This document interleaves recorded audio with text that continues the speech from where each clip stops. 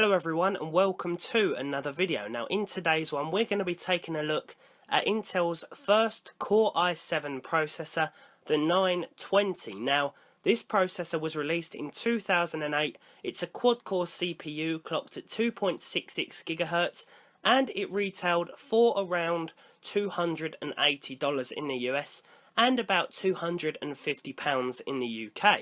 Now at the time this was considered very well priced, and it seemed like it would be a great affordable solution for many people as it was capable of outperforming CPUs that cost double the price at the time.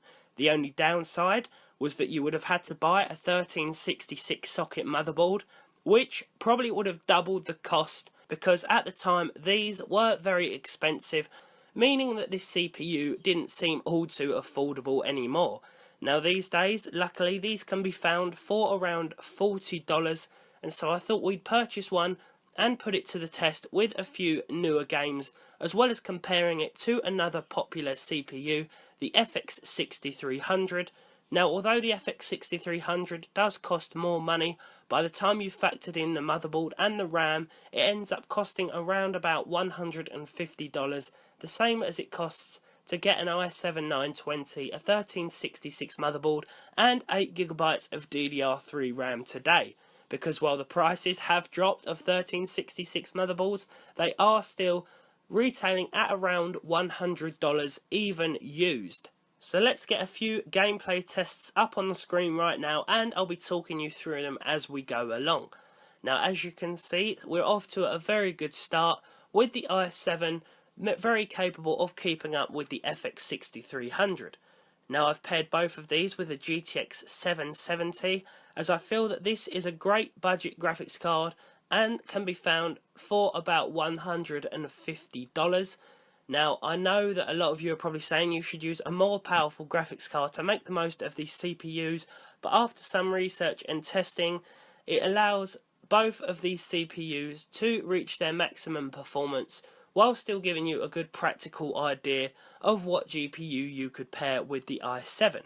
Now I think to pair this with something like a GTX 1080 would be a silly idea in reality, because if you're looking to buy a second-hand or sub $50 CPU, which is what the i7 now is, then I don't think you're likely to put it with a GTX 1080, and so I've gone for the more practical and realistic approach when it comes to pairing it with a GPU. Now I've thrown the FX 6300 in there for comparison because I feel that it's a good idea and it gives you some relevancy of how this older CPU performs when compared with something newer and popular as well. So as you can see, getting back to the results, there really is no problem with the i7 running these games. It compares very well to the FX 6300 and both make excellent choices, but of course the focus here for this video is on the first generation i7, which seems to be holding its own very well. So do I recommend buying one of these processors in 2016? Well, to be honest guys, I don't think it's such a bad investment. A negative point would be that it is of course outdated. It's fairly hot when running. I don't think it makes perfect sense to go out and buy one of these, especially considering that the price of a 1366 motherboard is still around $100, so the prices haven't really gone down all that much, especially when you compare it to the price drop with the processor itself. In terms of overclocking, if you were to overclock the i7 a little bit, then you would see it outperform something like the FX 6300 in almost every single game. That being said, if you like to sort of play about with older hardware, or you can get one of these for a fairly decent price along with a motherboard and some RAM, then by all means go for it, as it wouldn't be a bad choice at all, especially when paired with something like the card that we've used here. Now if you've already got one of these in a system, then I can't see a 100% need to upgrade just yet, as it does seem to still be very capable, and should you overclock it just a little bit, then you will see a little bit of a performance increase there as well.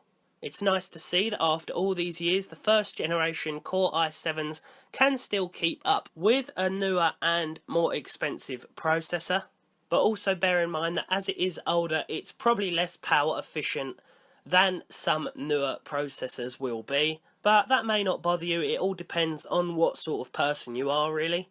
But I think all in all, the i7-920 is still a nice CPU that is capable of playing all of your favourite games at 1080p without a problem, even when paired with a graphics card that isn't too expensive.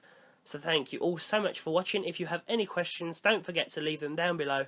Like the video if you enjoyed it, dislike the video if you didn't enjoy it, and hopefully I'll see every single one of you in the next video.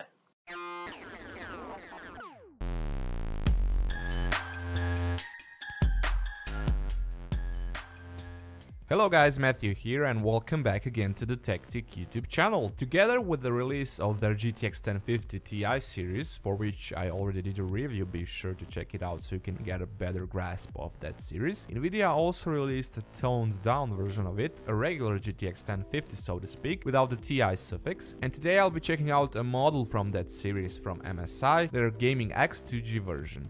As you can see, here I have your pretty standard looking MSI product box, especially when it comes to their Gaming X series. It's actually much smaller than its stronger brothers, even the GTX 1050 Ti version, but still on the front you'll get a picture of the graphics card, while going to the back you'll come across onto your usual overview of features like the twin frozen cooler, as well as a list of minimum system requirements and some basic product specifications. Opening up the box, just like with any other Gaming X GPU, for the bundle you will only get this thank you note and a separate envelope with some user manuals and optical disc with drivers and software. And here's the graphics card.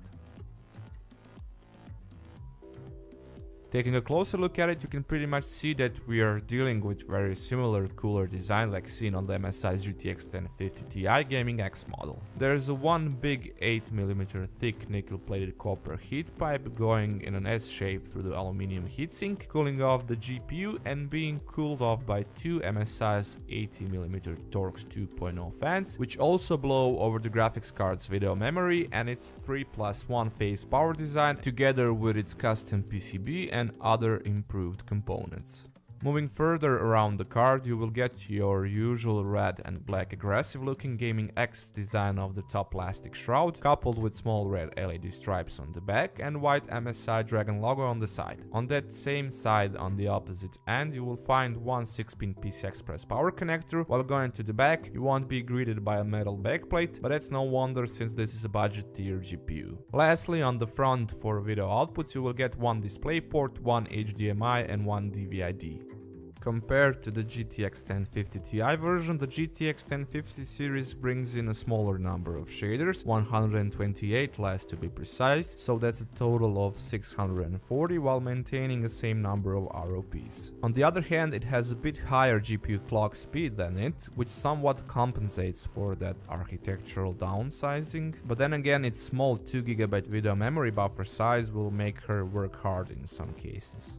Putting the card onto the motherboard, connecting everything up and turning it on. Right away I've opened up the MSI's Afterburner app and went in to have some fun with overclocking it. Here I bumped into the same issue which I had with the MSI's GTX 1050 Ti Gaming X model, and that's the predetermined maximal overclocking value of 1900